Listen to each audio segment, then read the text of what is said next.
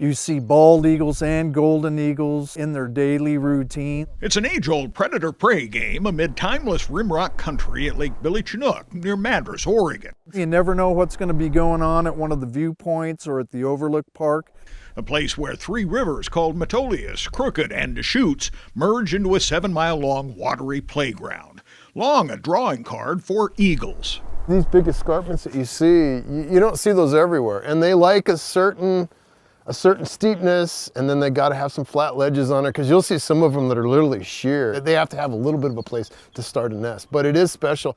Less than an hour down the Deschutes River, explore a direct route to Solitude on a gentle road that winds for more than 40 miles.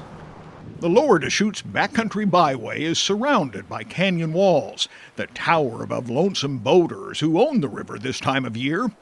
Many of the columnar basalt cliffs reach hundreds of feet high.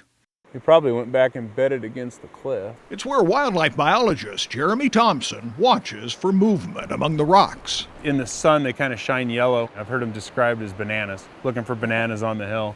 But the curve of that horn and the color of it really stands out. The Deschutes River Byway hides bighorns, and it takes a keen eye to pick out the wild sheep that blend with the background.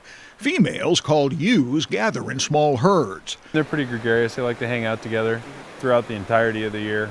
So you'll find little groups like that. You know, there'll be 10 to 12 generally throughout the summer and the fall. The males, called rams, are more solitary. Once a ram gets over 1.5 years old, I mean, his horns are well bigger than what a ewe's will be. So you'll start to see horns that curve way back and much bigger at the base than what you'd see on the females. Oregon's bighorn sheep went extinct in the 1940s from overhunting and disease.